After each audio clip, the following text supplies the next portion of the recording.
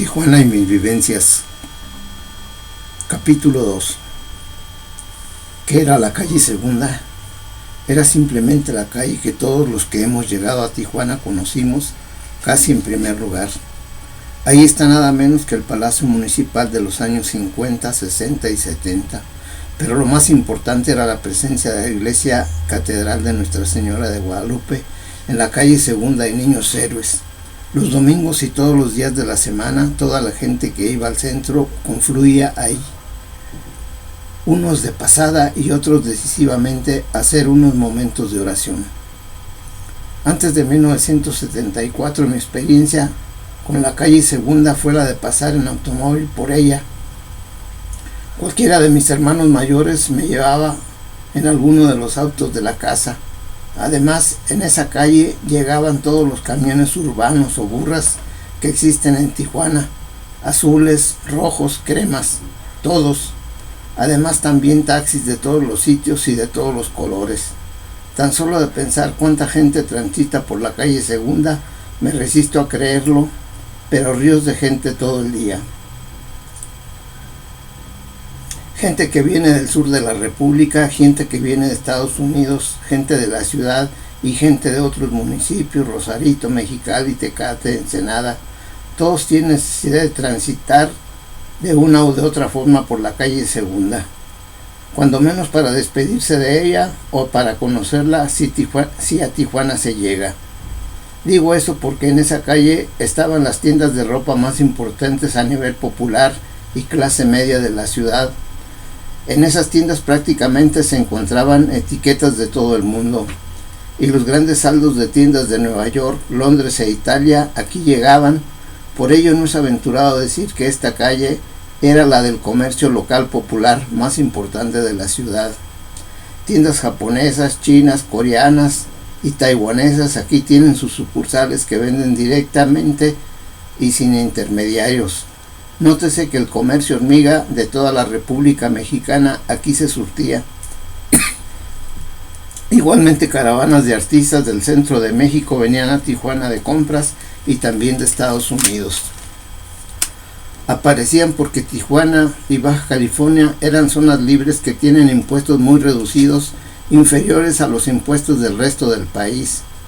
De hecho, los impuestos anuales fiscales eran siempre muy favorecidos, especialmente en materia de importaciones y de exportaciones.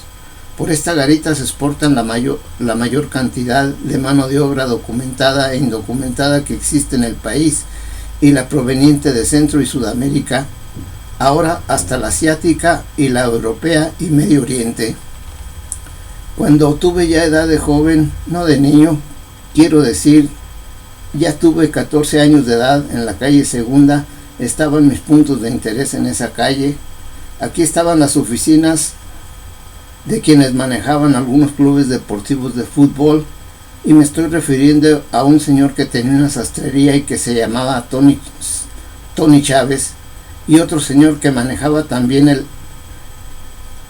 equipo, el de locutores. Era el señor Francisco Javier Reynoso, que de alguna forma tenía las oficinas de las radiodifusoras en la calle Segunda. Otro periodista, locutor y cronista deportivo que tenía equipo era el señor don Ricardo Rosa Reyero. Manejaba el equipo de Tiburones Rojos de Veracruz. Yo milité en esos dos equipos en las filas infantiles. El señor Francisco Javier Reynoso y el señor Rosa Reyero tenían hijos y sobrinos que militaban también en esos clubes. Nos conseguían uniformes y balones, zapatos, y nosotros participábamos entusiastamente. Todas las semanas, sábados y domingos, íbamos a los campos que estaban abajo del Puente México, el campo Romero Manso, uno de ellos, a jugar o a ver jugar los equipos de primera fuerza del domingo. Junto estaba un campo también de béisbol y luego el de fútbol. Frecuentemente encontrábamos pelotas de béisbol de los jugadores que se volaban la barda, y las bolas quedaban perdidas en el campo de fútbol que estaba junto al de béisbol.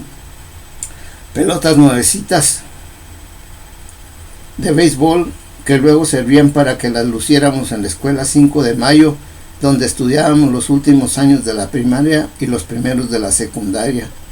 Mis años infantiles fueron de bastante deporte, a pesar de que mi padre no era, digamos, muy aficionado al mismo, pero mi madre me lavaba mis medias, mis calzones y mi camiseta. Yo les daba brillo a los zapatos y tenía mis vendas y hasta suspensorios. Cuando iba a cumplir 15 años me amaché y pedí dinero para venir al centro del país con mis abuelitas y con mi tía. A esta la llevé a la Ciudad de México y ahí pasé el cumpleaños de mis 15. Mi tía me compró una mochila con los escudos de todos los clubes de primera división que existían en aquel entonces y además me compró un balón que yo aprecié mucho. En ocasiones íbamos a Tecate y Ensenada a ver partidos o a jugar. Para el 12 de diciembre se organizaba una carrera atlética que iniciaba en la presa de Tijuana Abelardo L. Rodríguez y concluía en la calle Segunda y en las puertas de la iglesia catedral de Nuestra Señora de Guadalupe. Corríamos con antorchas cargándolas, encendidas desde la presa. Veníamos por el hipódromo, sentíamos los brazos y manos dormidas, amén de los calambres que sentíamos en las piernas. Bueno, creo que ni los profesionales de la fe hacen esos pactos de barbarie deportiva. Correr deportivamente está bien, pero con una antorcha en la mano y encendida con aceite que se derramaba en la mano era simplemente un acto exagerado, especialmente para los jóvenes que aún no habían cometido pecados de consideración como para hacer actos de desagravio. Puro fervor religioso que nadie nos pedía y que mucho menos nos exigía. Nos invitaban y nosotros respondíamos como jóvenes a la invitación. Así es la juventud. Pero la calle Segunda tiene muchas historias antes del 2004. Por ejemplo, ahí pasaban los desfiles de las fiestas cívicas importantes, 16 de septiembre, 20 de noviembre, 5 de mayo. Los desfiles empezaban o terminaban en el Parque Teniente Guerrero. Ahí íbamos con nuestras mejores galas los días de desfile y cuando pertenecimos a la banda de guerra de nuestras respectivas escuelas con nuestras cornetas y nuestros tambores y los golpes en el brazo.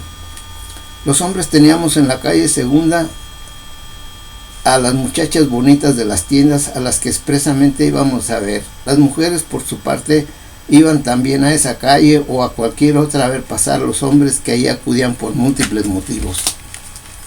La calle Segunda empezaba en la calle Ocampo y seguía por la Negrete, la Madero y la calle Revolución, la calle Constitución, la calle Niños Héroes, la calle Mutualismo, etcétera, etcétera, hasta la subida de lo que es el Panteón, Playas de Tijuana y el Fraccionamiento Soler, en fin, a muchas colonias del poniente de la ciudad.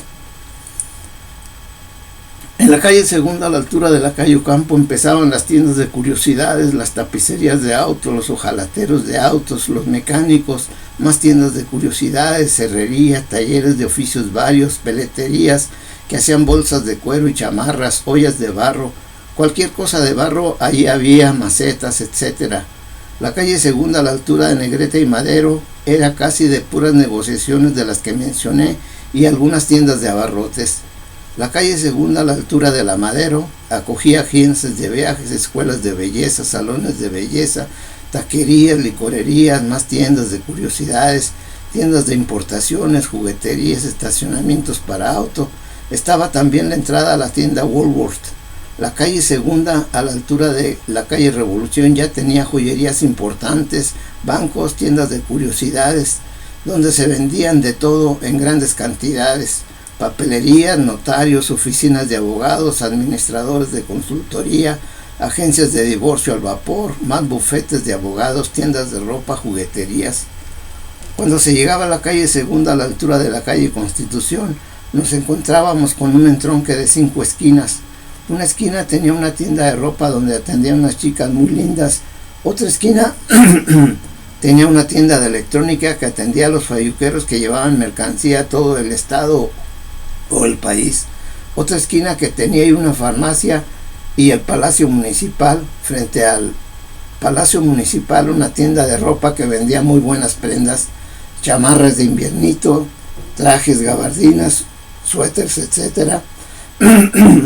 Y la otra esquina que tenía también una pequeña joyería y servía de parada para los camiones rojos que iban a la Colonia Libertad y a la Tienda Franco. La calle Segunda, en el tramo de la calle Constitución y Niños Héroes, era el puro movimiento comercial popular de Tijuana de los años 50, 60 y 70 y actual de Tijuana. Además que en ese tramo de cuadra estaba el Palacio Municipal, estaba también la entrada al mercado de dulces del Cinelandia, más tiendas de curiosidades importantes, tiendas de ropa, zapaterías, tiendas de disco, casas musicales, tiendas de artículos deportivos, oficinas, abogados, peluquerías, salas de belleza, tiendas de ropa importante que vendían al menudeo, sillas para lustrarse los zapatos, cafeterías importantes de políticos, que en esas cafeterías se reunían, pues ahí estaba el centro de la política local en el ámbito municipal.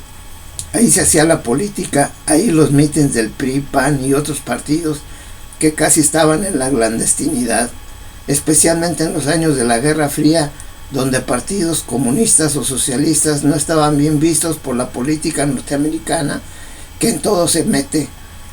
A tanto llegaba que cuando se iba a pedir algún permiso para entrar a Estados Unidos, la primera pregunta que te hacían era la de sí, ¿pertenece usted al Partido Comunista? Y si respondías que sí, no te daban la visa de entrada. Ahora parece que si respondes que no, no te la dan. Así cambia la política, no es de convicciones, ahora es por intereses de bloques de apoyo contra los terroristas. La calle Segunda acogió a los discursos más acalorados de los panistas antes de que subieran por primera vez a la gobernatura del estado con Ernesto Rufo Appel, y cuando siempre alegaban que los priistas les habían cometido fraude en las elecciones, y cuando acusaban a los priistas que se robaban las urnas. Mucha política, guardada las proporciones, como la esquina de Hyde Park en Londres. También aquí se manifestaban fanáticos religiosos, protestantes, católicos y de cualquier otra secta, hasta Hare Krishnas. Como ya mencioné, también en la calle Segunda había muchas tiendas o casas musicales que vendían instrumentos y discos de 45 revoluciones. En los años 60, cuando los Beatles estaban en su apogeo, las ventas eran importantes y se vendía música de todo género. Con audífonos te dejaban escuchar el disco que te gustaba. Además, las chicas que atendían las escogían muy lindas. La calle Segunda, a la altura de Niños Héroes, era el centro de la ciudad. Las 4 esquinas quizás más conocidas de la ciudad. En esa esquina estaba una zapatería, en la otra la tienda Dorians, en otra esquina una famosa tienda de ropa y en la otra la iglesia catedral. Creo que pronto el padre Alberto Moreno te enviará el dinero para tu viaje. Con esas palabras tenía la certeza de que pronto emprendería mi viaje a México.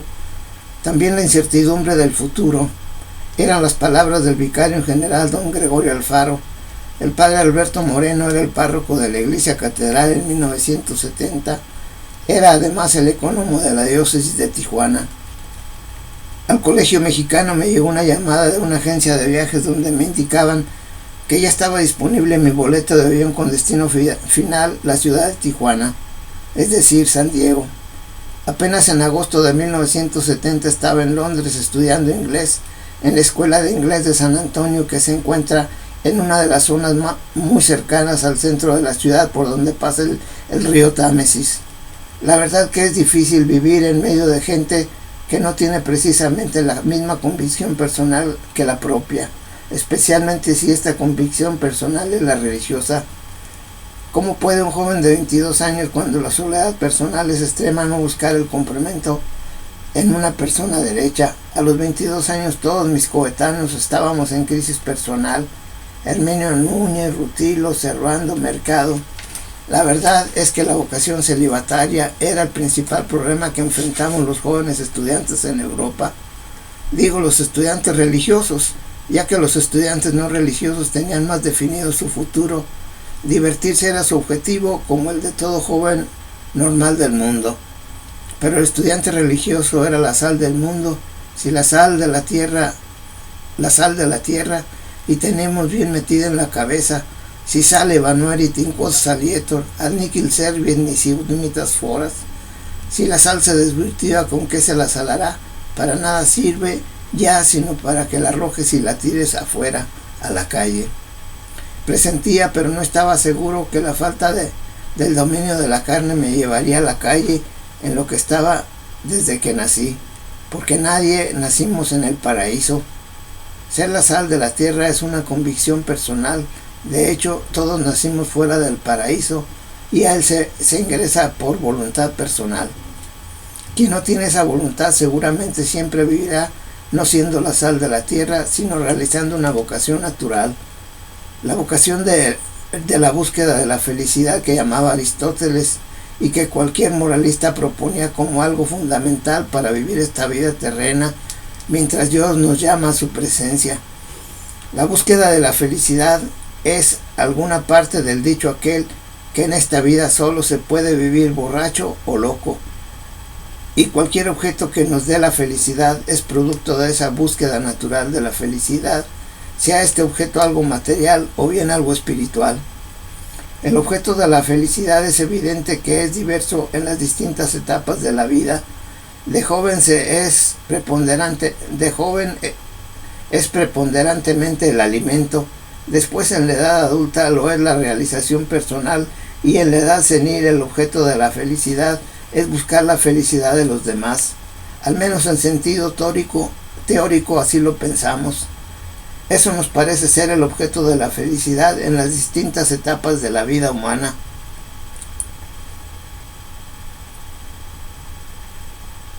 Aunque naturalmente existen las excepciones, a veces muchas, que confirman la regla. En Londres me entregué a vivir como laico físicamente, pero realmente no tenía la libertad moral. No vivía angustiado por la condición moral interna que estaba viviendo, pero me traicionaba el cuerpo que me pedía diversión, comida, diversión, paseos, estudios, más estudios y más estudios. Si hubiera seguido los ideales religiosos, lo inmediatamente próximo era el sacrificio personal, la inmolación en la vida del cuerpo en mi persona. Y no estuve preparado para el heroísmo, para el sacrificio personal. Me dediqué mejor a ser laico, me fui por la salida fácil. En Londres me entregué a vivir la vida de un joven sano de 22 años. Lo primero que tuve que hacer en Londres fue buscar un trabajo, aunque no tenía necesidad de dinero. Así que caí en el ramo restaurantero de Londres, cercano a la zona del Chelsea. ¿Sería Dios o será quién sabe quién? Lo cierto es que alguien se atravesó en mi camino y le dije: ando buscando trabajo. Creo que era un inglés. Me dijo: busque a Mrs. Muldock en el restaurante italiano. Creían que yo era italiano, tal vez de Sicilia, pero italiano. Afuera del restaurante me encontré un italiano bajito que me recibió. Inmediatamente empecé a hablar con él en forma muy íntima y hablamos de mujeres y los grandes senos. La verdad no había sabido cómo comunicarme con él si le empiezo a hablar del Concilio Vaticano II y de Pablo VI. Seguramente me hubiera dicho: yo no sé nada de esas marihuanadas, como me dijo un profesor en México. Fui contratado como ayudante de cocinero con 12 libras semanales y un horario de más o menos 5 p.m. hasta después de la medianoche, más o menos a las 2 de la mañana. Sí, había muchos clientes, pero evidentemente no encajaba mucho porque el cocinero principal, un italiano de Rieti, fornicaba en el baño del restaurante con sus amigas suecas, danesas e inglesas. Yo tenía 22 años, pero ni buscaba la compañía abiertamente de las mujeres que evidentemente llegaban al restaurante. Además, las cocineras que ahí había, una mesera gallega y una francesa. Además, la mesera francesa se llamaba Nicole, muy guapa, y la gallega no lo era menos. Por las mañanas me iba, como dije, a la escuela de inglés donde estudiaba. En algunas ocasiones encontré cerca de ahí al cocinero principal, que evidentemente por ser zona de escuelas había muchas muchachas bonitas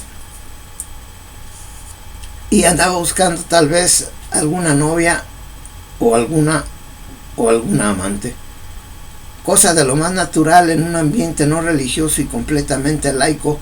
A mí me tocó una maestra inglesa muy guapa que me decía: Mr. González, Ella había estado alguna ocasión en California y me contó que estuvo alguna vez también en Tijuana.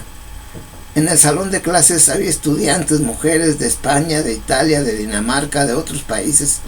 Éramos en el salón como unos 20 alumnos, todos en diversos grados y niveles de aprendizaje. En departamentos hacíamos pachangas sociales y de estudios. Una chica española, Sol, me demostraba mucho interés, pero ellas buscaban acción física más rápida y mi rapidez no era mucha que digamos, una porque no sabía hacerlo y otra porque mi misma contradicción religiosa que me bloqueaba la acción. Bueno, así eran las cosas, pero de cualquier modo el cuerpo se da sus mañas. De la Vega se apellidaba el amigo español que trabajaba en la Embajada Española de Londres y que me habían recomendado para que llegara a su casa en Londres, y ahí llegué. En una ocasión salimos a pasear por el centro de Londres y se encontró dos amigas inglesas y concertó una salida para salir el fin de semana a una taberna inglesa donde se bebía cerveza y se oía y se bailaba música. Acudimos a ese lugar y tomamos y bebimos. Las muchachas tomaron lo suficiente para alegrarse y de verdad las veíamos lindas. Y ellas se divertían y de paso nos divertían al español y a mí. Pedro de la Vega, originario de Vitoria en España. Pedro era buen amigo, luego tuve que dejarlo porque nos encontramos un grupo de amigos mexicanos de Roma que ya tenían un departamento y me junté con ellos. Habían comprado un auto pero no lo sabían manejar y me designaron como chofer del auto. Era un carro francés, un Simca.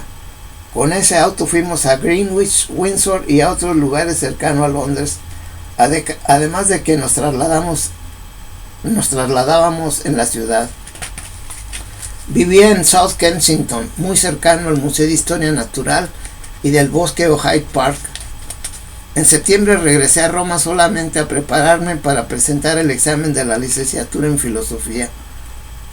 La verdad era que no sabía exponer bien la materia en lengua latina como exigían los profesores de la universidad y me aprobaron, pero no quedé satisfecho con el resultado. Yo que antes puros resultados buenos había tenido en la primaria, secundaria, la prepa en Tijuana.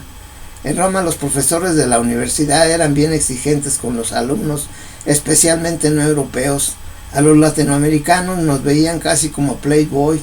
Muchos creían que íbamos a Europa solamente a pasearnos, pero no era así, ya que al presentarse exámenes a defender un criterio académico de la filosofía era bastante sacrificio. Cualquier estudiante fácilmente daría cualquier cosa por no presentarse exámenes, especialmente si no había estudiado suficientemente, o si no se conocía bien la materia, o si no se sabía exponerla por la falta de un buen dominio de las lenguas muertas. A la entrada de un salón rezaba el siguiente escrito: Hic tantum modo admittuntur iqui bene linguam greca calen, lo que quería decir: solamente se admiten en esta aula aquellos alumnos que hablen bien el griego clásico. Cuando recibí la nota de calificación probatos, no quedé satisfecho porque yo deseaba fervorosamente summa cum laude.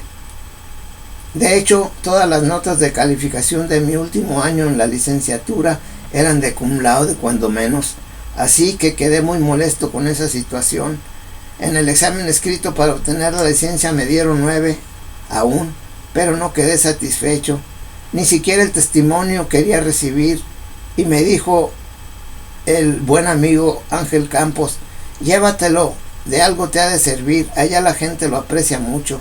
Y el 17 de octubre de 1970 me entregaron mi pergamino testimonio de mi licenciatura por la Pontificia Universidad Gregoriana en Filosofía. Seguro estaba de lo incierto del futuro, pero no me puse a pensar. Siempre toda mi vida pensé que Dios es quien abre o cierra los caminos y que todo depende de Él.